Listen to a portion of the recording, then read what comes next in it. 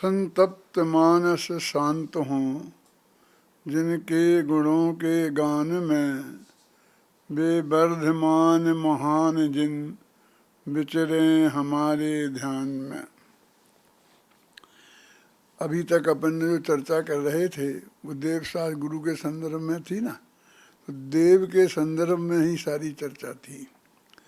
देव तो अभी कोई इस लोक में है नहीं, अरहंत ना तो अरहंत हैं भरत क्षेत्र में, और ना सिद्ध भगवान तो सिद्ध सला में ही होते हैं।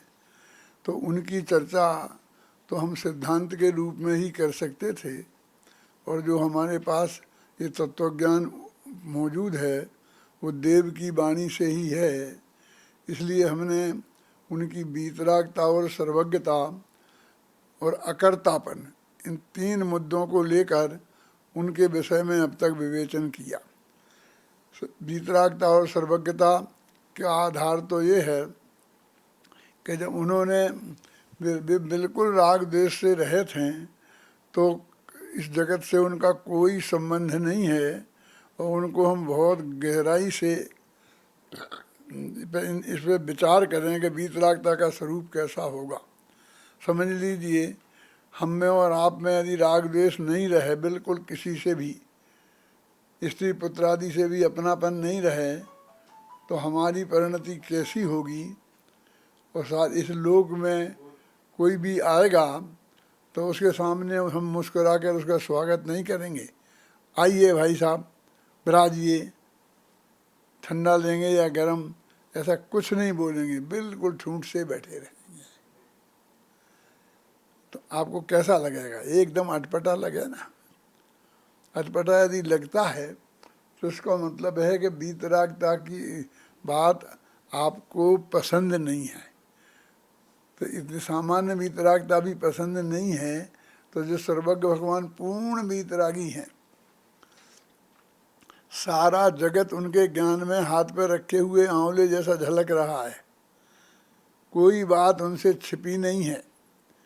इतने जो अनंत जीव दुखी हैं, वे अनंत जीव दुखी हैं, वो उनका वो दुख है, और उन जीवों को दुख भोगते हुए वे बराबर देख रहे हैं।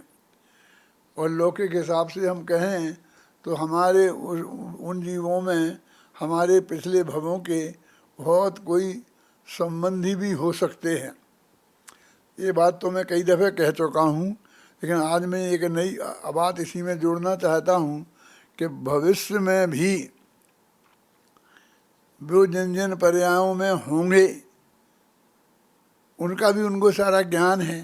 तो जो हमारे संबंध थे ना पूरब के, हमारा कुल तो अभी चल ही रहा है ना, हमारा गोत्र चल रहा है, गांव चल रहा है, तो उनके भी सारे संबंध उनके ज्ञान में हैं, फिर भी वो बिल्कुल निष्क्रिय हैं। अभी भी हम देखते हैं कि कोई आदमी हमारे बीच में से जिसके साथ हम खूब उठे बैठे हैं, खेले हैं, खाए हैं, और एकदम बहुत बड़ी पोस्ट पे चला जाता है, बहुत बड़ा आईएएस ऑफिसर हो जाता है, अथवा बहुत बड़ा राजनेता हो जाता है, मिनिस्टर हो जाता है, प्रधानमंत्री हो जाता है, तो उसका जनसंपर्क बहुत होता है। अब हम उसके पास जाएं और वो हमें पहचाने ही नहीं, वो वास्तव में ही नहीं मान लो पहचान पाया हो कि सर्वज्ञ तो है नहीं वो, तो भी बड़े आदमी हो गए हो ना, अब तो सीधे मुँह बातें ही नहीं करते हैं। अरे आँख देखते नहीं हैं, आँख तक नहीं मिलाते हैं, ऐसा ही नहीं लगता है कि ये हमें पहचानते भी हैं। एक दफ़े मैंने यहीं पर एक सेमिनार था, और सेमिनार में बहुत विद्वान आए हुए थे, और ज्ञान सागर महाराज थे। तो ज्ञान सागर महाराज के पास वो लोग भी बैठे थे और मैं भी बैठा था। तो वो ऐसे बहुत आलोचना करने लगे अपने सोनगढ़ की मिशन की, पूज्य गुरुदेव श्री की। तो थोड़ी देर बाद मैंने महाराज से पूछा कि महाराज ये कौन है, मैंने ये कौन है जो इस तरह की बात आपके सामने कर रहे हैं। तो महाराज ने कहा आप नहीं जानते। मैं कहा नहीं, मेरे ख्याल में नहीं आ रहा। तो वो इस बात पर विद्वान इतने भड़के, अब हमें पहचानते नहीं हो, अब हम आप आए थे, ये मिले थे, हम फलां हैं, और अब आप हम आपके रिश्तेदार हैं और आप हमें पहचानते तक नहीं हैं, बहुत बहुत। मैंने कहा भाई साहब, सचमुच हमने आपको पहचान नहीं पाया, और मैं कोई आपसे मजाक ऐसे नहीं कर रहा हूँ, आपकी उपेक्षा की बात नहीं है, और मैंने अब जिज्ञासा बस ही पूछा है, ऐसी कुछ बात नहीं है। हाँ हाँ, आप क्यों पहचानेंगे, आप क्यों पहचानेंगे, बड़े हो गए हैं ना, ऐसा हो गया। बहुत बहुत बहुत गर्म हो गए। महाराज ने जब डांटा, समझाया, तब वो शांत हो गए। अभी भी हैं वो विद्वान। तो मैं तो इस जगत के व्यवहार की बात कह रहा हूँ कि यदि सचमुच भी हम नहीं पहचान पाएँ तो सामने वाला बर्दाश्त नहीं करता है इस बात को। वो तो चाहता है कि ये हमें पहचानते हैं, हम इनके दूर से रिश्ते में भी लगते हैं, तो इन्हें बहुत प्रेम से हमसे मिलना चाहिए था, हमें गले लगा जाना चाहिए था, हमसे घर चलने के लिए कहना चाहिए था, हमसे चाय पानी के लिए पूछना चाहिए था। वो सारी अपेक्षाएं करता है। अब हम तो अपने विद्यार्थियों को भी नहीं पहचान पाते हैं, उनका नाम भी भूल जाते हैं। तो वे विद्यार्थी भी अंदर से हो सकता है नाराज होते हों, नाराज़गी प्रकट नहीं करते हैं, और उन्होंने प्रकट कर दी तो अभी मतलब आप इतनी अपेक्षा ये सब एक दूसरे से रखते हैं, तो फिर वो भगवान तो पूर्ण वीतरागी। और हम ये तो कह नहीं सकते कि भाई हमें जानते नहीं हैं, कुछ जानते नहीं हैं। वो तो सब चीज़ें जानते हैं, हमारा सारा भूतकाल भी जानते हैं, और हमारा सारा भविष्य भी जानते हैं। क्यों? जब कोई आदमी साधारण स्थिति से बड़ा होए और फिर वो बड़ा आदमी हो जाए और फिर पहचान नहीं पाए और हमने उसके साथ काम किया हो, तो फिर वो कहता अच्छा अच्छा अब बड़े आदमी बन गए, हमने तुम्हें अहमदाबाद स्टेशन पे चाय बेचते देखा है।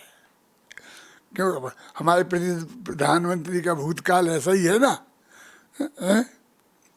कि वे वहाँ चाय बेचते थे, याद दिलाते हैं कि नहीं?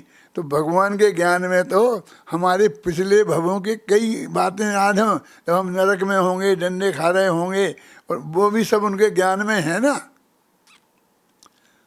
और अच्छा सा अच्छा भी है, हो सकता है हम निकट भव हों और जल्दी से जल्दी मोक्ष में जाने वाले हों, तो वो भी उनके ज्ञान में है। लेकिन पूर्ण वीतरागी का अर्थ क्या? आप हम गंभीरता से निर्णय तो करें अपने विचार में, हैं? और सर्वज्ञता का अर्थ क्या? सब कुछ नक्की है, ये जानकर उसमें कोई बदला बदली नहीं हो सकती है, तो ऐसे आदमी की परिणति कैसी होगी और उसके आधार पर हमको क्या चिंतन होना चाहिए, इसकी चर्चा मैंने आपको 3-4 दिन में विस्तार से की है। अब शास्त्र की बात शुरू हो रही है। देव शास्त्र गुरु, ऐसा हेडिंग दिया था ना। लोगों को नहीं आता है समझ में, पाठ करते हैं पूरा कि इसमें देव शास्त्र गुरु का कहाँ है। यहाँ तो इसमें और बातें आ रही हैं, दुनिया भर की बातें आ रही हैं। क्यों? लेकिन वो बराबर व्यवस्थित ढंग से देव की चर्चा है, फिर बाद में शास्त्र की आती है, फिर बाद में गुरु की आती है। मैंने कल एक बात कही थी कि देव तो हमारे सामने साक्षात है नहीं कि जिसको हमें उनका लाभ सीधा मिले। कोई अरहंत नहीं है कि इनकी दिव्य ध्वनि नहीं खिल रही है, सिद्धत के होने का सवाल ही नहीं है। इसलिए उनकी चर्चा तो हम अपने तत्व ज्ञान को निर्मल करने के लिए अब सच्चे देव शास्त्र गुरु की श्रद्धा का नाम समय दर्शन है, वीर सागर। तो उनका स्वरूप हमें ख्याल में आना चाहिए ना, वे तो नहीं मिलेंगे, उन्हें तो हम नहीं जान सकते हैं। तो उनका स्वरूप में सर्वज्ञता और वीतरागता है, तो वो हमारे ख्याल में बहुत अच्छी तरह से आना चाहिए। इसके लिए इतनी चर्चा की। और अब गुरु भी मैंने कहा था कल बहुत दुर्लभ है, क्योंकि गुरु नाम से गांव-गांव में, गली गली में बैठे हैं, मोक्षुओं में भी और गैर मोक्षुओं में भी। तो हमको कोई हमारे चित्त को स्वीकृत नहीं होता। हम किसी की निंदा नहीं करते, बोलते नहीं, किसी के विरुद्ध कुछ बोलना नहीं, लेकिन हमारे चित्त में स्वीकृत होना और नहीं होना, ये तो बिल्कुल प्योर व्यक्तिगत हमारी बात है। इसमें तो कोई कुछ नहीं कर सकता। ना कोई हम पे एक्शन ले सकता है। हमारे मुंह से कुछ निकल जाए तो एक्शन हो सकता है, हैं? हमारी क्रिया में कुछ ऐसा हो जाए तो एक्शन हो सकता है। लेकिन अब मन में हम कुछ भी स्वीकृत करें नहीं करें, इसमें तो कुछ नहीं हो सकता है ना। तो हमारे समझ लिए मन को कोई स्वीकृत नहीं होता।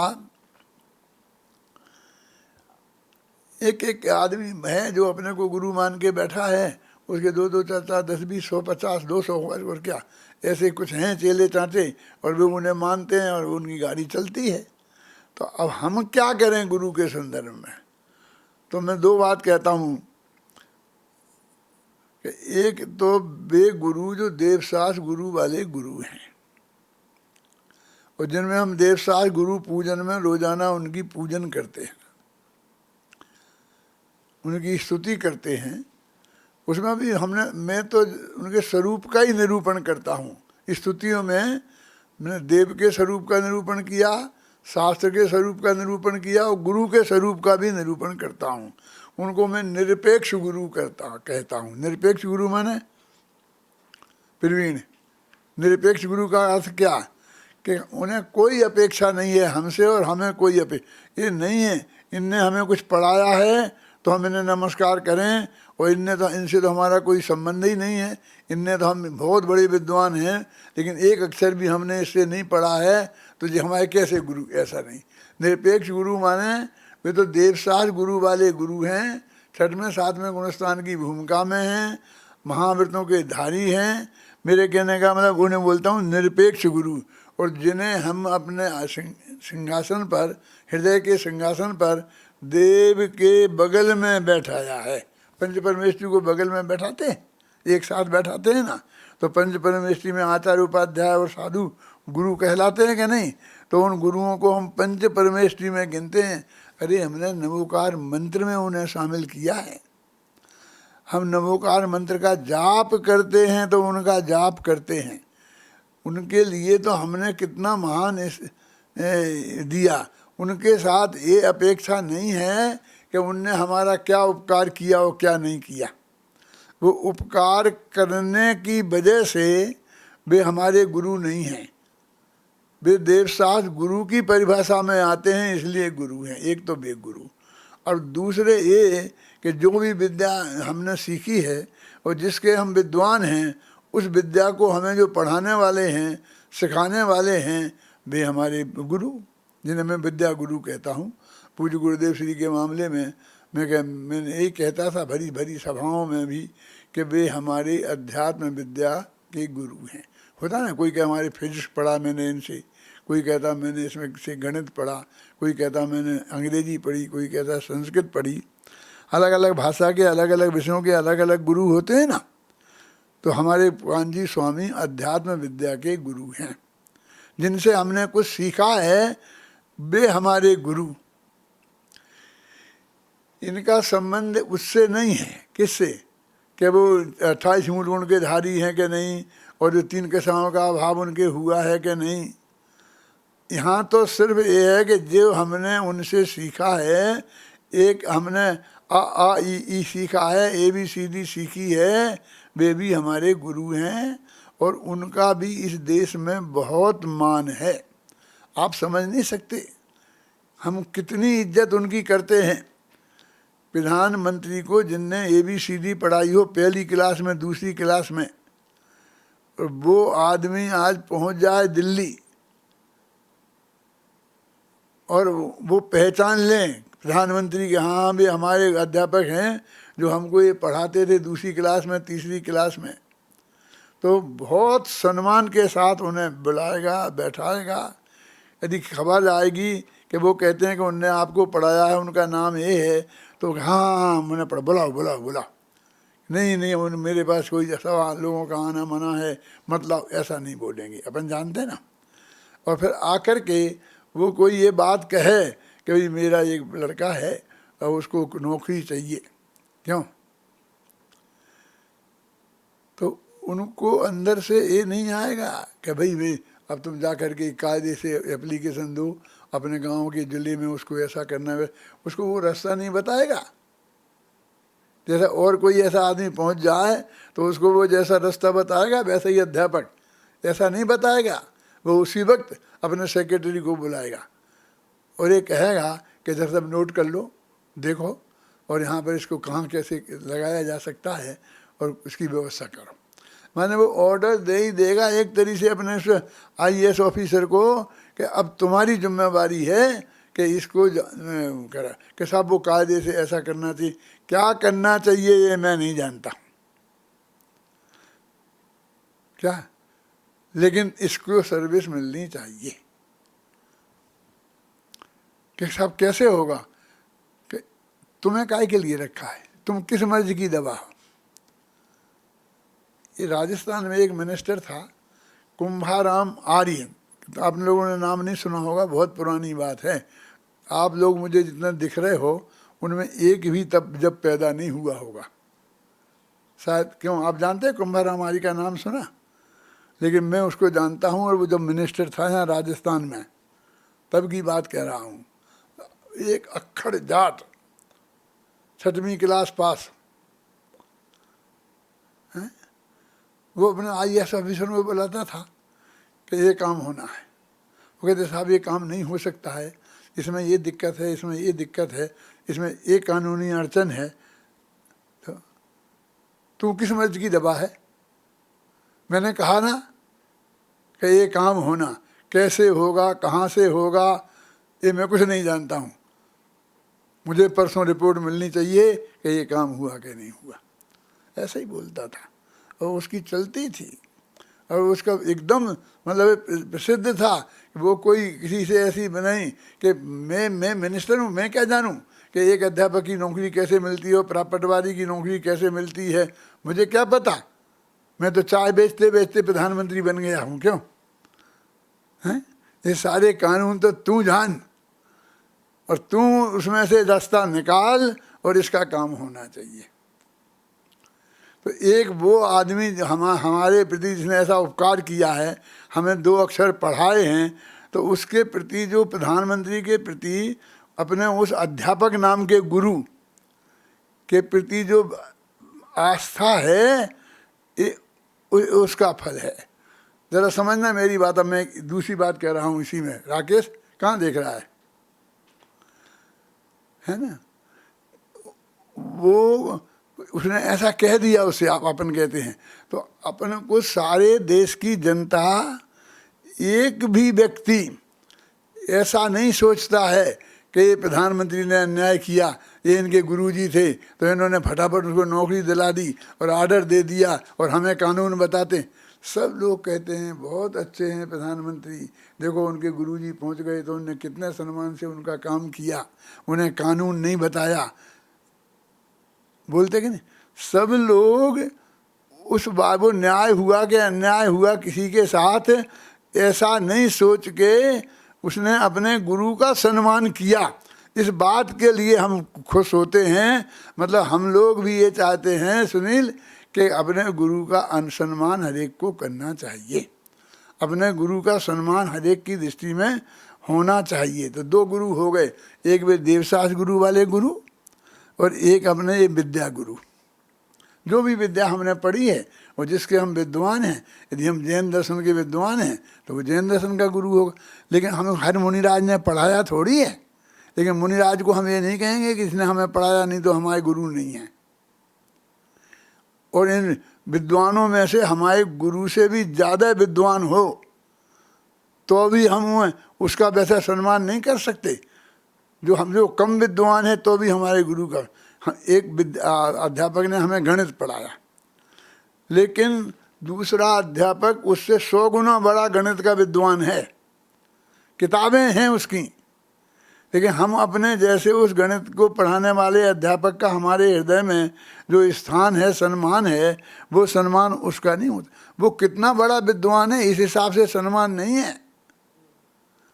राजकुमार, बस इसने हमें पढ़ाया है, हमारा गुरु है, इसका सम्मान है कि नहीं है, इसकी होड़ कोई नहीं कर सकता है। इसको कोई कहीं से हटा नहीं सकता, कोई किसी का नहीं कर सकता। और उसको यदि कोई करे उसका काम तो न्याय किया कि अन्याय किया ये कोई नहीं देखता, बस किया वो अच्छा आदमी है। मानते कि नहीं मानते हैं?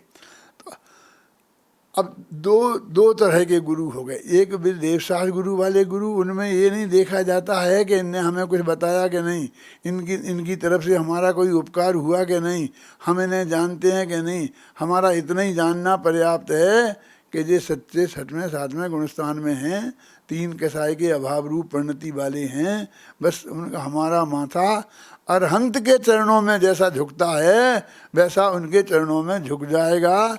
और हम लोग जो यहाँ मिले, जिनके बारे में सारे देश में ये शिकायत है कि ये मुनियों को नमस्कार नहीं करते हैं, एक भी आदमी ऐसा नहीं होगा कि वो यदि उसके हृदय में ये आ जाए कि ये बिल्कुल सच्चा वीतरागी मुनि है, छठवें सातवें गुणस्थान वाला, और उसका माथा नहीं झुके, ऐसा हो ही नहीं सकता। माने हम सच्चे गुरु भगत हैं, क्यों कि गुरुपना हमारी समझ में तो आना चाहिए ना। तो ऐसा है तो आप कांजी स्वामी को नमस्कार क्यों करते हैं? कि अभी आपकी समझ में आ गया कि छठवें सातवें गुणस्थान वाले गुरु हैं? कि नहीं है, हम पक्का आ गया कि इस छठवें सातवें गुणस्थान वाले नहीं हैं, होंगे तो चौथे भी गुणस्थान में होंगे अधिक से अधिक। फिर क्यों? कि इसलिए क्योंकि वे हमारे अध्यात्म विद्या के गुरु हैं, उनने हमें ये पढ़ाया है, उनसे हमने सीखा है, इसलिए गुरु हैं। ख्याल में आए ना? दो तरह के गुरु हो गए ना, बिल्कुल स्पष्ट।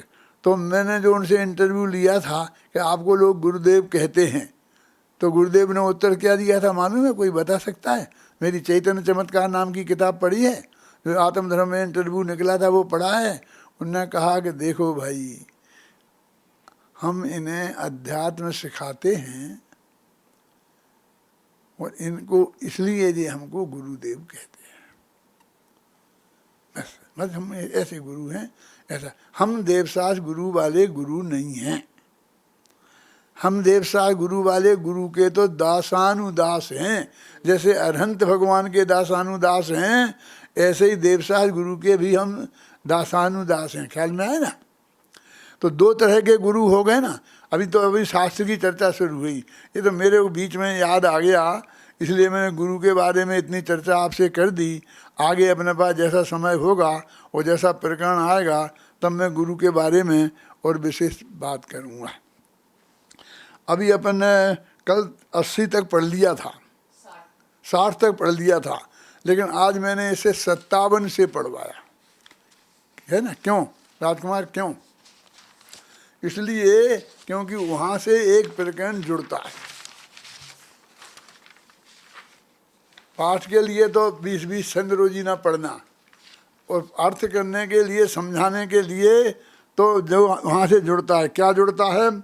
कि भव दुखों से भव्य जन यदि होना है पार, तो जिन आगम अभ्यास ही एकमात्र आधार। यदि तुम्हें संसार के दुखों से पार पाना है तो जिनागम का अभ्यास ही एकमात्र आराध्य है। प्रवचन सार में से नित्य बोधक कहा है। देव तो है ही नहीं, ये तो नक्की है ना। यहाँ पर हमने दर्शन तो साक्षात होंगे नहीं, स्वरूप हम जानेंगे, उस पर हमने विचार ही कर लिया। और गुरु की दुर्लभता भी मैंने आपको बताई। वे हमारे अध्यापक वाले गुरु तो मिल जाएंगे। अब जिनसे हमने यही सीखा, हमने धर्म भी हमने जिनसे ही सीखा, जो भी एक अक्षर हमारे पास है वो हमने जिनसे सीखा, तो जो विषय सीखा वे उस विषय के गुरु होंगे कि नहीं होंगे? तो इस धर्म के क्षेत्र में भी जो गुरुपना है वो शिक्षा के आधार पर है। लेकिन अभी वो उपलब्ध नहीं हर जगह सहज हर एक को, है ना।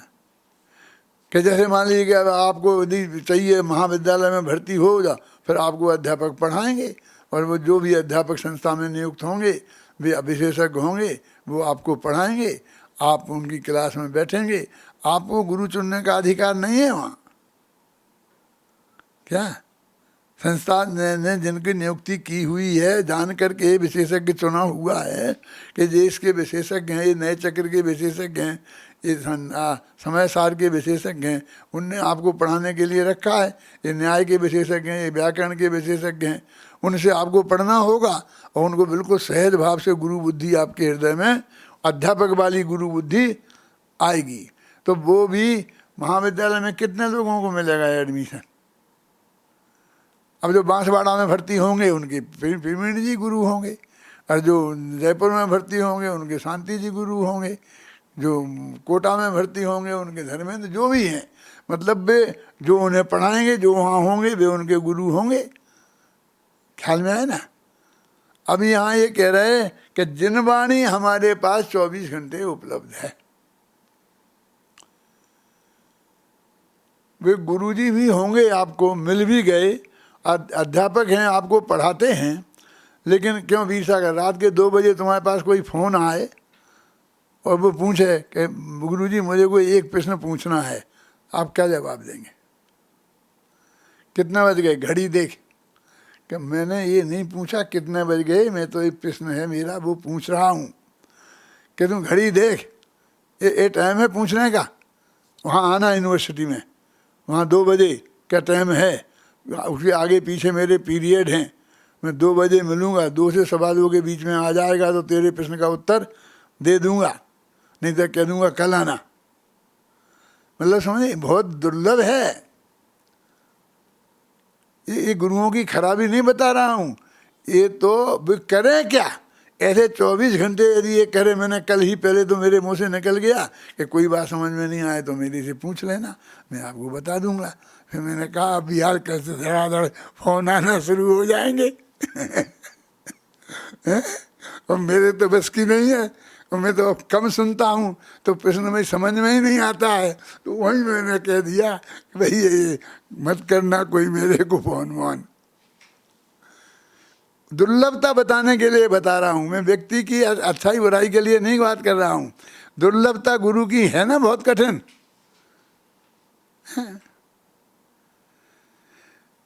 तो अब शास्त्र हमारे पास 24 घंटे, रात के 2 बजे तुम्हें विकल रहा है तो जनवाणी में निकाल दो और अपने खोलो। लेकिन जब शास्त्र तुम अपने पास रखोगे तब ना, ये तो सब लोग तो शास्त्रों का बहिष्कार, शास्त्रों के बहिष्कार के चक्कर में है। ये लग गए, बहुत किताबें सबके घर में हो गई, अब छपाना बंद कर दो, अब ये कर दो, अब ये कर दो। मैंने कहा तुम्हारे पास में पैसा की कमी है, तिजोरी में बनते नहीं हैं, ये सब तुम दुकानें बंद कर दो। क्यों मोटाने विपुल के पैसे की कमी है? 7 पीढ़ी तक खाएंगे बेटा तो तुम्हें कमी नहीं पड़ने वाली है, अब दुकान बंद करो। हैं वो शास्त्र के लिए बहुत हो गए, पैसा भी तो बहुत हो गया है ना संजय, पैसा भी कम है क्या? तो उसको भी कोई बंद करने की सोचते होगे? नहीं, इस शास्त्रों का देश निकाला देना। मैं तो कल कहा था कि नहीं कहा था कि ये इस पर लिख जाना कि ये मेरे शास्त्र हैं, मैंने लिए हैं, ये कोई भी इसे घर में से नहीं निकाले। यदि ये शास्त्रों को कोई घर से निकाले तो उससे मेरी संपत्ति जो मैंने दी है वो कैंसिल कर दी जाए। लिख जाना। क्यों? एक भाई बोले कि हमारे घर में बहुत शास्त्र रखे हैं, अब ये क्या करें, आपको तो आपके स्मारक में भेज दें। मैंने कहा बहुत अच्छा सोचा आपने, ऐसा करो कि वो अलमारी भी भेज देना कि जिस अलमारी में भी शास्त्र रखे हैं, और साथ में वो अलमारी रखने के लिए एक कमरा बना देना हमारे यहाँ, और कमरा जहाँ बना है उसकी एक ज़मीन खरीद के दे देना। संजय भाई कहाँ रखेंगे, तुम्हारी तो जगह नहीं है, हैं? और तुम तो उन्हें संभाल नहीं सकते हो, हैं? और फिर एक लोग हम संभालने के लिए एक लाइब्रेरियन रखेंगे तो उसकी तनख्वाह के लिए व्यवस्था भी कर देना। चाहते हो तुम तोड़मल स्मारक में भेज देना चाहते हो ना? क्यों क्यों हमारी मांग गलत तो नहीं है? हैं? सही है। मतलब मेरे कहने का जनवाणी हमारे घर में 24 घंटा उपलब्ध रहेगी तो हमें वो नित्य बोधक होगी। यदि वो जनवाणी हमारे घर में नहीं रहेगी तो नित्य बोधक नहीं होगी कि हमारे पास समय नहीं है हम पढ़ने का। कि नहीं पढ़ना तुम रखी रहने देना, एक दिन बेटा समय मिलेगा। जब तुम्हारी तबीयत खराब हो जाएगी, हार्ट अटैक होगा और डॉक्टर बेड रेस्ट बता देगा और कहेगा बाथरूम भी यहीं होना, ये वहाँ नहीं जा सकते हो, उस वक्त तुमसे समय नहीं कटेगा, तब तुम कहोगे ये किताब उठा देना भैया, मैं पढ़ूँ जरा देखूँ, तब मिलेगा ना समय। फिर वो किताब नहीं होगी घर में तो फिर कहाँ से आएगी वो? क्यों? बच्चे दवाई तो अमेरिका से बुलवा लेंगे, वो किताब तुम्हें बुलवा के देने वाले नहीं हैं। ये जिनवाणी की बात कर रहे हैं ना, देखो, भव दुखों से भव्य जन यदि होना है पार, जिन आगम अभ्यास ही एकमात्र आधार। एक जैन शास्त्रों का अभ्यास ये हमारे लिए सरलतम आधार है। और अब आजकल ये कैसेट भी आ गया, जे भी आ गए, टीवी आ गए, फोनों में आ गई, ये सुन लो। क्या? जिन आगम अभ्यास बिन तत्व ज्ञान ना होए। गुरु के पढ़ाने से अकेला नहीं, गुरु एक दिन समझा देगा आश्रम निद्रा, तुम्हें अकलंक नहीं हो कोई कि तुम्हें सब याद रह जाएगा। बेटा तुम्हें 10-10 दफे पढ़ना पड़ेगा, वो गुरु 10-10 दफे नहीं पढ़ाएगा, 2 दफे बताएगा और तुम अभी नहीं आया है समझ में साहब, तो कहेगा इस माथे में कुछ गोबर भरा है क्या, कुछ है कि नहीं है, ऐसा बोलेगा हैं? तो इसलिए कहते हैं जिन आगम अभ्यास बिन तत्व ज्ञान ना होए, और तत्वों के अभ्यास बिन सम्यक दर्शन न होए। सम्यक दर्शन नहीं होगा। देशना लब्धि गुरु से भी मिलती है, अनंत भगवान से भी मिलती है और शास्त्र से भी मिलती है, नियम सार में लिखा है। जिन आगम जिन देव, अब के जिन आगम है क्या, तो जिन आगम जिन देव की दिव्य ध्वनि का सार। भगवान ने जो बैठा बोला था ना समूह में बैठकर, वो उसमें तो बहुत कूड़ा करकट, घबराना नहीं, बहुत कूड़ा करकट था, लेकिन ये जो शास्त्र हैं ये रखे यहाँ, ये उनमें सार सार इनमें है। क्या कहा मैंने प्रवीण से, तुझे बुरा नहीं लगा? कह रहा हूँ कूड़ा करकट भरा है। ये सारा ज्योतिष द्वादशांग को बता दो, बताओ पढ़ के आचारांग में क्या है, सूत्रकृतांग में क्या है, व्याख्या प्रज्ञप्ति में क्या है। क्यों बीसा के समझ में आया? कितनी कितनी बातें हैं जिन्हें हमें देखने की जरूरत ही नहीं है, जिनका मोक्ष मार्ग के लिए अभ्यास की जरूरत ही नहीं है। हमें द्वादशांग के पाठी बनने की जरूरत नहीं है, घबराना नहीं। बहुत सोच समझ के कह रहा हूँ। हमारा जैन व्याकरण, जैन साहित्य, जैन ज्योतिष, जैन ये सब कितने कितने हैं, वो एक दफे जो द्वादशांग है ना हमारे, उनमें क्या क्या वर्णन है पढ़ के तो देखना।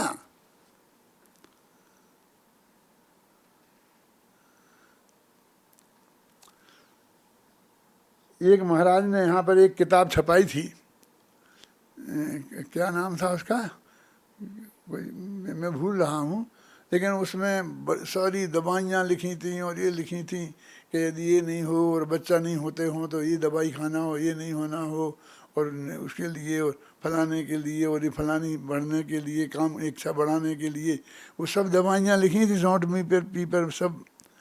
और आज के भी ये वैद्य हैं ना, जैन वैद्य हैं, और जो अपने को बहुत बड़ा विद्वान कहते हैं, वे सब लिखते हैं सौंठ पीपर में, भक्ष भक्ष सब लिखते हैं।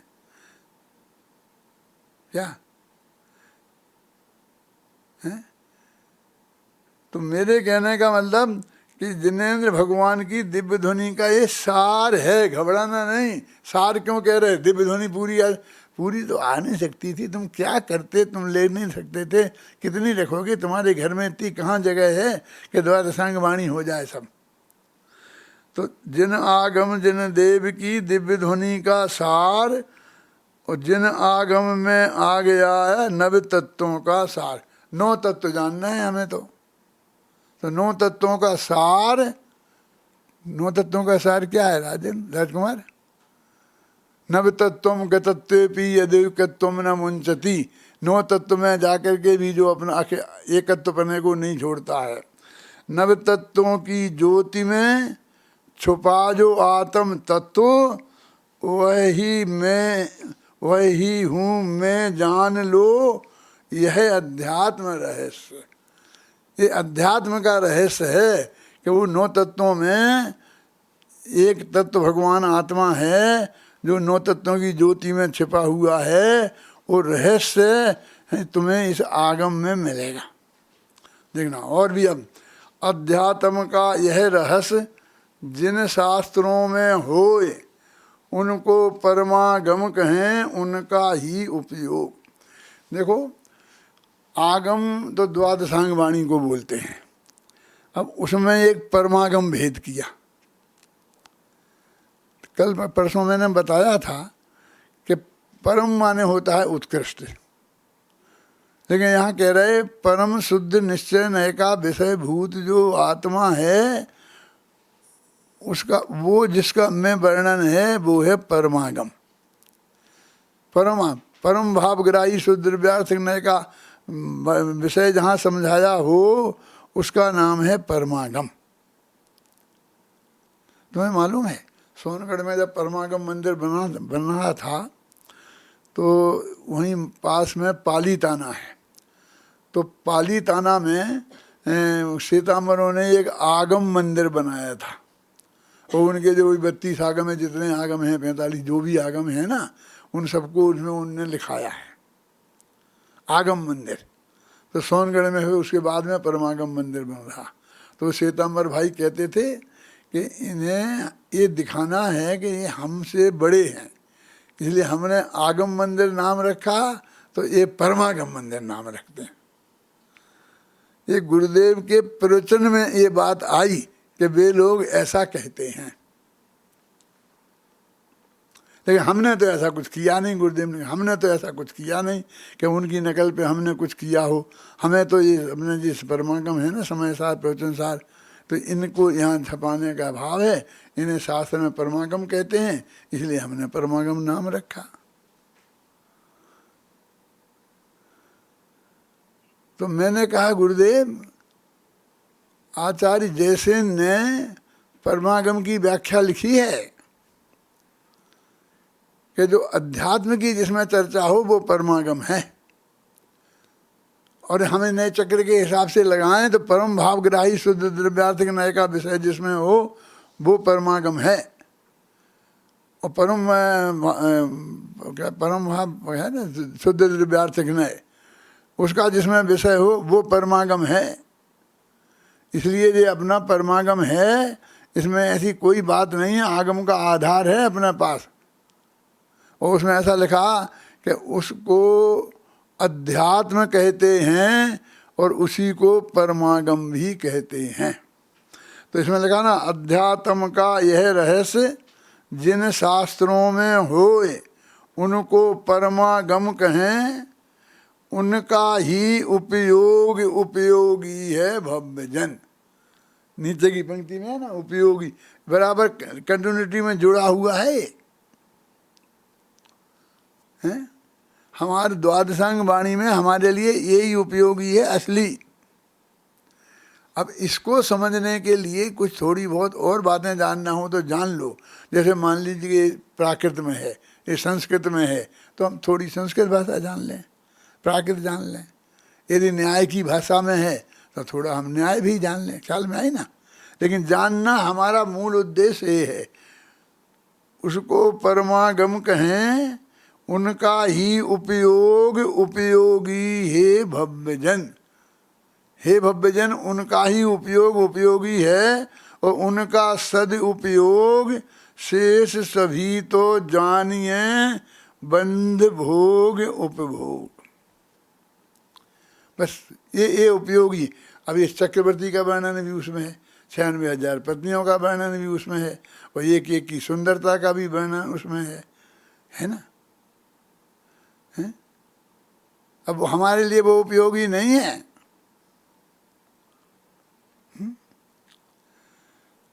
मैंने लिखा ना कि भरत का अंतर्द्वंद, तो उसमें मुझको ही समझ में नहीं आता है कि जब मैंने अंत में देखा उसे पढ़ के, तो उसमें एक भी नारी पात्र नहीं है। मैंने सोचा इसमें नाटक ढूंढें, तो नाटक में तो कोई नारी पात्र चाहिए ना। अभी मैंने बुद्धिपूर्वक नहीं किया ऐसा कुछ भी, मुझे तो जो बात लिखनी थी वो सब मैंने लिखी, और उसके लिए जो चीज़ें जरूरी थी वो सब लिखी मैंने। लेकिन कोई भी एक नारी पात्र नहीं है, और 96,000 पत्नियों में एक का तो नाम भी नहीं है। नारी पात्र थोड़ा है, बस माँ की बात है।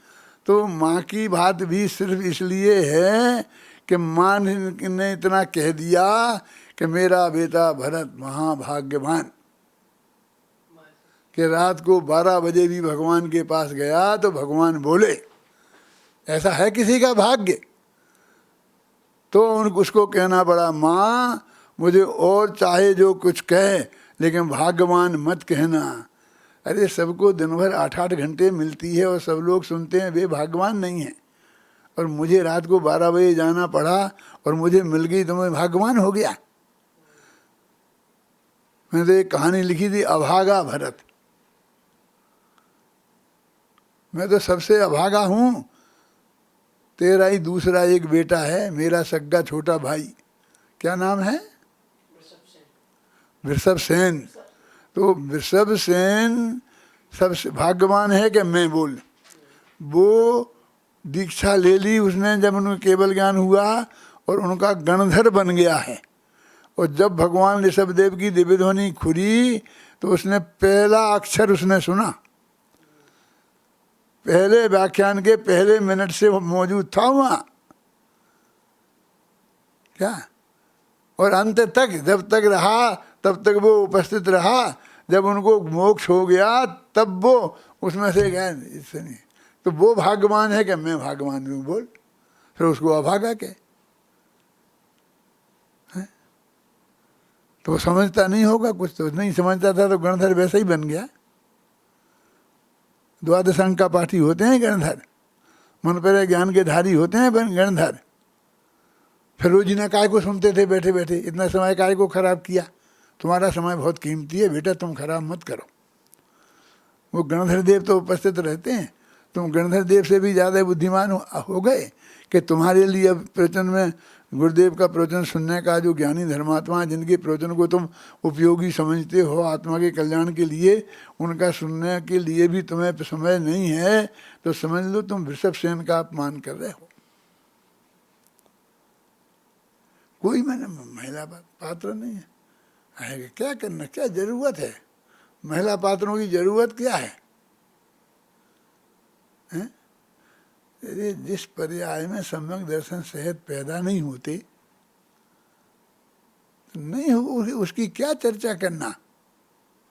ऐसा फलाने ने की, फलाने की, फलाने की, फलाने आचार्य। मैं किसी का वो आलोचना नहीं करना चाहता हूँ, लेकिन मेरे से नहीं हुई। मेरे से जो मुझे कहना था, जो मेरा उसके बिना ही काम चला, तो मैंने उसकी बात करी। देखो, बंध भोग उपभोग की कथा अनंती, शेष सभी तो जानिए बंध भोग उपभोग जिनवाणी में भी वो बंध भोग उपभोग की कथा अनंती बार सुनी सुनाई जगत को, उसमें कोई न सार। ये तो समय सार की बात है ना। काम भोग बंध कहा आता क्या नहीं आता है?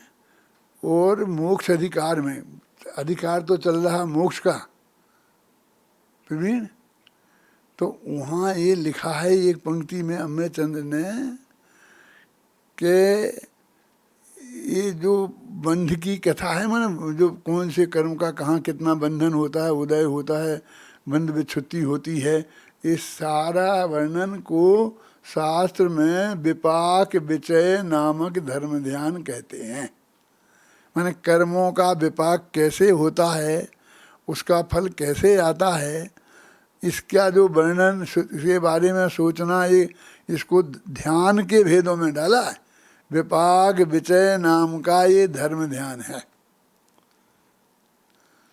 और फिर इसी में पंक्ति में लिखा कि विपाक विचय नामक धर्म ध्यान से अंधी हो गई है बुद्धि जिनकी, अब उनको समझाते हैं।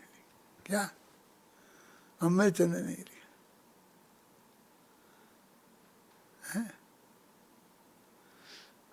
मैंने इस बंद कथा को, ये जो है ना शुरू शुरू में बंद कथा ए यत्ते तेन विसंवादिनी होई, बंद कथा उस एकत्व में विसंवाद पैदा करने वाली है। ये सुना ना आपने, एकत्व में बंद कथा। तो मानो वो अर्थ तो सब जो ने करते हैं वो बढ़िया है, गुरुदेव ने भी किया है, वो सब मैंने पढ़ा है, मुझे बताने की कोशिश मत करना। मैं क्या कह रहा हूँ वो सुनो, कि उस एकत्व में बंध की चर्चा ही विसंवाद पैदा करती है। बात क्यों करते हो बंधी की?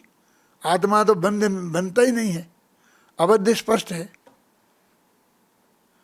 उसमें स्पर्श नाम का गुण ही नहीं है। बंधन तो स्पर्श गुण में जो रूक्ष और स्निग्ध में होता है, स्निग्ध रूक्षत्वाद बंधा होता क्या नहीं होता, तो उसमें ना स्निग्ध है ना रूक्षत्व गुण है, तो वो बंध ही नहीं सकता है। वो दोनों में होना चाहिए। तो मान लो कर्म में तो है लेकिन आत्मा में नहीं है, तो आत्मा कर्म से कैसे बन सकता है?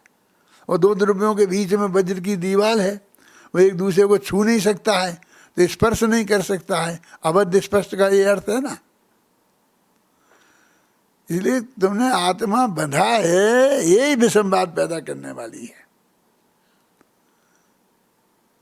अब उनके बहुत बहुत अलग अलग अर्थ करते हैं, क्योंकि ये तो किसी की हिम्मत नहीं पड़ती है ऐसा कहने की, वो समझ में भी नहीं आती है, क्या करें।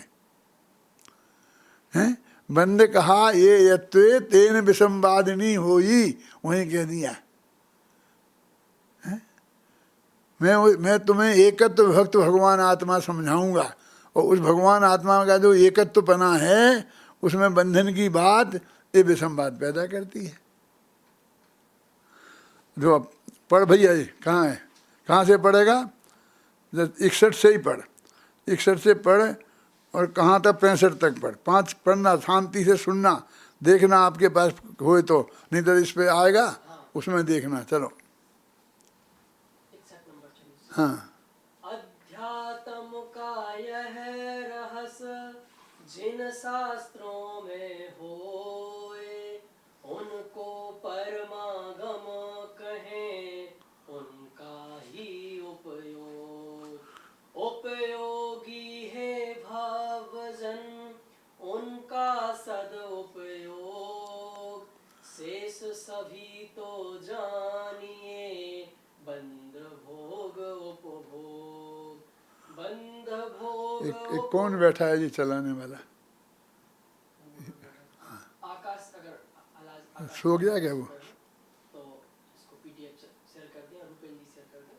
हाँ पढ़ो। हाँ। बंद भोग उपभोग की कथानंती वार, सुनी सुनाई जगत को उसमें कोई न सार, परम शुद्ध अध्यात्म की कथा है मंगल रूप। ये परम शुद्धता अध्यात्म क्या है?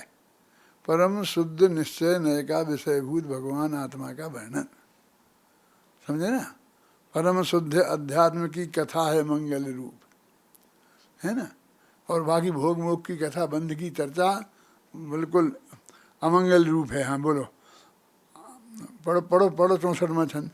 परम शुद्ध अध्यात्म की कथा है मंगल रूप, आत्म तत्व प्रतिपादनी अद्भुत और अनूप, समय सारमय आत्मा का एकत्व विभक्त, जिसमें प्रस्तुत किया हो वही है अध्यात्म किसे कहते हैं जी? इसकी परिभाषा है समय सारमय आत्मा का एकत्व विभक्त, जिसमें प्रस्तुत किया हो वही है अध्यात्म। आध्यात्मिक शास्त्र कौन है? जिसमें ये प्रस्तुत किया हो। चलो पढ़ो।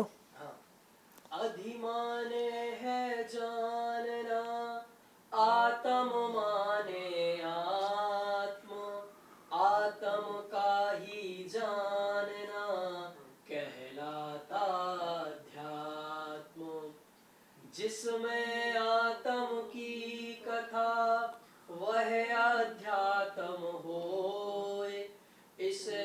अध्यात्म की कथा परमागम में होए। परम शुद्ध नय का विषय परम भावमय होए। वह शुद्धात्म आत्मा जीव तत्व है सोए। वह ज्ञायक परमात्मा उसको कहते शुद्ध, क्योंकि वह न प्रमत्त है और न है अप्रमत्त। ये अध्यात्म की कथा है, समय सार का विषय है ये तो। और खूब अपन लोग विद्वानों ने खूब अच्छी तरह तैयार किया है, प्रतिपादन किया है, उनकी वाणी में आता है निरंतर, हैं। अभी कुछ जैसी जगह होंगी कि जहाँ पर नहीं होती होगी इसकी चर्चा। अभी जो मेरे सामने लोग बैठे दिखाई देते हैं वो तो सब इस बातों को बहुत अच्छी तरह जानते हैं कि देखो, वह ज्ञायक परमात्मा उसको कहते शुद्ध। एवं भणन्ति शुद्धम न विहोदीपमत्तो न अपमत्तो ज्ञायको दुजो भावो एवं भणन्ति शुद्धम नाओ जो सो सही है। देखो, क्योंकि न वह प्रमत्त है और न वो अप्रमत्त है, ऐसे भगवान आत्मा को शुद्ध कहते हैं। और पढ़ो आगे चलो। हाँ, दर्शन ज्ञान चरित्र के भेद रूप वह नाही। वह तो एक अभेद है ज्ञायक भाव कहाई। न विदानम न चरितम न दंशनम जानो शुद्धो व्यवहारेण वदस्यति ज्ञानस्य चरित्रम दंशनम ज्ञानम न विदानम न चरितम न दंशनम ज्ञायको शुद्धो। वो ज्ञायक भाव है जिसमें न ज्ञान है, न दर्शन है, न चारित्र है, और उसे शुद्ध कहते हैं। ना ज्ञान जिसमें नहीं, जो न ज्ञान है, न दर्शन है, न चारित्र है, उसमें तो है ज्ञान दर्शन चारित्र। ये तो भेद का कथन है ना। जो ज्ञान रूप नहीं है, दर्शन रूप नहीं है, चारित्र रूप नहीं है, तीनों का अखंड अभेद प्रयत्न है, तीनों का अभेद पिंड होए तो उसे एक रूप नहीं कह सकते। देखो, पंचसकार चूर्ण है। पंचसकार चूर्ण समझते क्या होता है? 5 सा, सौंफ, सौंठ, सनाह, ये सा से शुरू होता है ना, सा सा सा, सौंफ, सौंठ, सनाह, और 2 चीज़ें सा से हुए। 5 सा से निकलने वाली चीज़ें जो चूर्ण बनाया जाता है उसको पंचसकार चूर्ण बोलते हैं। तो पंचसकार चूर्ण को सौंठ कह सकते हैं, सौंठ है उसमें, कि सौंठ को पंचसकार चूर्ण कह सकते हैं। तो ज्ञान, दर्शन और चारित्र, तो ज्ञान को आत्मा कह सकते हैं, वो तो पंचसकार चूर्ण है। वो तो सब अनंत गुणों का अखंड पिंड है ना। तो एक रूप जो एक बताया ना, एक, तो ना अकेला ज्ञान है, ना अकेला दर्शन है, ना अकेला चारित्र है। जैसी तुमने देखा होगा जो अलंग्रहण के 20 बोल हैं ना, तो उसमें इस तरह के प्रयोग बहुत हैं। अकेली आँख से नहीं देखते जानता है, बाकी इंद्रियों से भी जानता है, इसलिए वो अतीन्द्रिय है। एक आँख से देखा हो जाता है उसको ऐसा कर, ऐसे इस तरह के बोल हैं ना, उन्होंने घटित किए हैं, या आपको याद हो तो, है ना। हाँ, पढ़ो भाई, कहाँ है? 71वां छंद। वह ज्ञायक परमात्मा एकमात्र श्रद्धेय, परम गेय भी है वही, वही ध्यान का ध्येय। ये परम गेय माने क्या? परम गेय माने परम शुद्ध निश्चय नय का विषय, उसका नाम परम गेय, समझे ना। तो इसमें क्यों लगाया परम? उस शुद्धा शुद्धे में परम क्यों नहीं लगाया, और ध्येय में परम क्यों नहीं लगाया? क्योंकि ध्यान का ध्येय भी वही है, और श्रद्धा का श्रद्धेय भी वही है, और परम ज्ञान का गेय, ज्ञान का गेय नहीं लिखा, उसमें परम लगाया। क्यों लगाया? क्योंकि सिद्धा का सिद्धे तो एक ही होता है, वैसे दो भेद नहीं है उसके। तो ध्यान का ध्येय तो एक आत्मा ही होता है, लेकिन इसमें भेद है। इस नय का ए विषय, उस नय का ए विषय, उसका नय ए विषय। 10 प्रकार का दिव्यार्थिक नय है, ख्याल में है ना। तो 10 प्रकार के दिव्यार्थिक नय में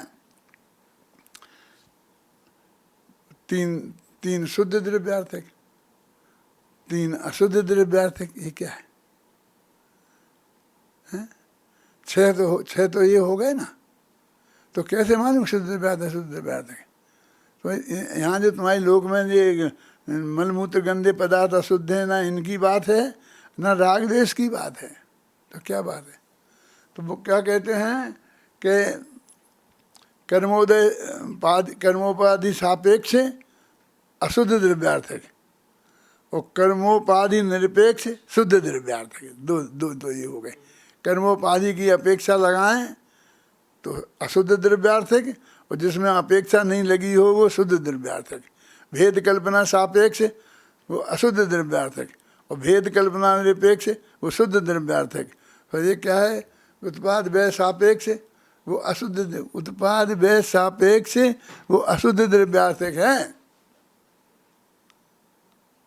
उत्पाद व्यय निरपेक्ष वो शुद्ध द्रव्यार्थिक। 6 हो गए। फिर एक है अन्वय द्रव्यार्थिक। इनके संबंध में 2 घटनाएं मुझे हमेशा याद आती हैं। एक तो ये अन्वय द्रव्यार्थिक है, उसको मेरी समझ में नहीं आ रहा था। मैंने बहुत अध्ययन किया, चिंतन किया, और फिर जो समझ में आया वो मैंने लिख भी दिया। लेकिन अंदर में थोड़ी कचास बनी रही कि ये सही है कि नहीं है, इसे कन्फर्म करना चाहिए। मैंने जो लिखा तो मैं पूज्य गुरुदेव श्री के पास गया, जब नए चक्र पढ़ा रहा था सोनगढ़ में उनकी शिविर में। उनके पास गया और मैंने कहा, गुरुदेव ये अन्वय द्रव्यार्थक के बारे में मैंने ऐसा ऐसा लिखा है, अरे मुझे थोड़ा सा संतोष नहीं है, तो इसके बारे में आपने कुछ सोचा हो और कुछ आपको विकल्प हो तो आप मुझे बताएं। ऐसा मैंने पूछा। तो गुरुदेव ने मालूम क्या जवाब दिया? अद्भुत जवाब दिया। उन्होंने कहा, देखो अब मेरी तो उम्र थी गई है, अब मैं तो समय सार में ही, तो मैं तुम्हारी इसमें माथा नहीं मानना चाहता, जो तुम्हारी समझ में आए वो करो। ऐसा जवाब दिया। फिर मैंने कहा क्या करूं मैं? तो मैंने वो लिखा, और उसमें फिर बर्नी जी थे ना, जिनेंद्र बर्नी, जिनने नए दर्पण नाम की किताब जिनके आधार पर लिखी गई थी। तो नए दर्पण में देखा तो उसमें एक जगह 3 शुद्ध लिखे, 3 अशुद्ध लिखे, एक जगह 4 शुद्ध लिखे, एक जगह ऐसे 2-3 जगह 2-3 तरीके का शुद्ध शुद्ध का लिखा था। और मैंने बहुत कोशिश करी, लेकिन मुझे समझ में नहीं आए, और जो मेरी समझ में आए वो मैंने लिखे। फिर राकेश बैठा है ना, इसको लेके मैंने भेजा। वो सागर में थे जिनेंद्र बर्नी, कि बर्नी जी को ये बताना और ये कहना कि आपने ये लिखा है, लेकिन हम बहुत आप में श्रद्धा रखते हैं, और लेकिन हमारे को जच नहीं रहे, और हमने ये लिखा है, तो आपसे हम मार्गदर्शन चाहते हैं, हम क्या करें। अभी क्या कहा था उनने, इसके ही मुख से सुने, बोलेगा? उनने कहा, मैंने तो प्रवचन किए थे इंदौर में, और लोगों ने लिख लिए और छपा दिए, उसके बाद मुझे दिखाए भी नहीं। अब प्रवचन में तो क्या निकला, उनने क्या समझा, क्या कहा था। डॉक्टर साहब को तो जो समझ में आए सही वो लिखें, मेरे उससे मिसगाइड नहीं हुए, ऐसा कहा था। तो ये जो 10 प्रकार के द्रव्यार्थिक नए लिखे, ऐसे ही नहीं लिख दिए हैं। इनमें कितना मारा है अन्वय द्रव्यार्थिक। और फिर आज कोई बता रहा था, कोई आदमी गिना रहा था, तो कि 2 हमारी समझ में नहीं आता है। अरे एक वो स्वद्रव्यादि ग्राहक, और एक परद्रव्यादि अग्राहक, और फिर एक ये सारे नयों से रहित परम शुद्ध द्रव्यार्थिक नय जिसका विषय भूत वो त्रिकाली द्रव्य भगवान आत्मा है, जो ध्यान का ध्येय है और जो निश्चय व्यवहार की अपेक्षा परम शुद्ध निश्चय नय का विषय है। हाँ, तो वो जो परमात्मा वो आत्मा है ना, वो परम शुद्ध नय, परम नय का गेय है, परम ज्ञान का गेय है, ध्यान का ध्येय है और श्रद्धा का सिद्धेय है। 71वां छंद फिर बोलो। वह ज्ञायक परमात्मा एकमात्र श्रद्धेय, परम गेय भी है वही ध्यान का ध्येय। शेष सभी द्रव गेय है, हेय है आश्रवन्, पुण्य पाप भी हेय है, शेष सभी आदे। एक देश आदेय है, संबर निर्जर तत्व, पर पूर्ण आदेय है, मोक्ष तत्व सुन भाव। सबसे दृष्टि हटाए कर एक निज आत्म माही, अपनापन कर भाव जन, रमो जमो सुमाही। इसमें जो हटा कर नहीं हुआ है, इसमें ठीक करा ना। देखो इनमें उपादेय गेय बताया, सब बताया ना कि अभी वो त्रिकाली ध्रुव भगवान आत्मा वो तो ध्येय है और शेष द्रव्य सब गेय हैं, जानने लायक तो सभी हैं, है ना। शेष द्रव्य सब गेय हैं और आश्रव बंध गेय के साथ में हे भी हैं और पुण्य पाप भी हे हैं, सभी शेष सभी आदे और बाकी संबंध निरा मोक्ष आदे हैं, माने उपादेय हैं, ग्रहण करने योग्य हैं। तो यहाँ कहते हैं पुण्य पाप भी हे हैं, क्योंकि पुण्य पाप का गर्भित जब करते हैं तो आश्रव बंध में गर्भित होते हैं, तो वे आश्रव बंध जब हे हैं तो पुण्य पाप भी हे होंगे। अब यहाँ सब आ गया, जो हे है वो मुक्ति मार्ग कैसे हो सकता है। और एक देश आदेय हैं, संवर और निर्जरा तत्व एक देश आदेय हैं और पूर्ण आदेय मोक्ष तत्व हैं। इन सबसे दृष्टि हटाकर, अब जो परिपूर्ण आदेय है उससे भी दृष्टि हटाकर, क्योंकि दृष्टि का विषय तो अकेला एक भगवान आत्मा है ना। इनसे दृष्टि हटाकर एक निज आत्म माही, अपना कर हे कर अपनापन कर भव्य जन, रमो जमो उस माही।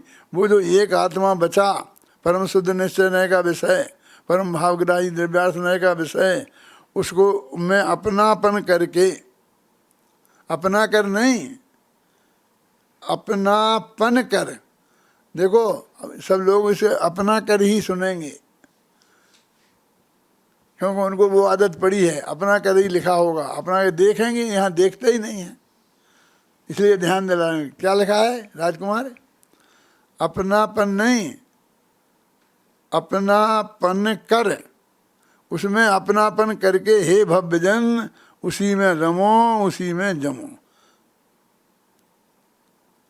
ऐसा ही टाइम हो गया बहुत ज़्यादा, अब 80 तक अपन वैसे ही पढ़ लेते हैं, फिर कल इसके आगे कहाँ से पढ़ना है, अर्थ कहाँ से करना है, वो कल निर्णय करेंगे। अभी ये 5-6 छंद पढ़ के अभी खत्म करते हैं। बोलो। सम्यक दर्शन ज्ञान हर चरण आत्मा माही, इस पर चल कर भाव जन, जावे मुक्ति माही। यही मुक्ति मार्ग है, इससे मुक्ति होए, और सभी व्यवहार हैं, उनसे मुक्ति न होए। अतएव हे भवजन, एक आत्मा माही, अपनापन धारण करो, अन्य किसी में नाही। अपने में अपनात तो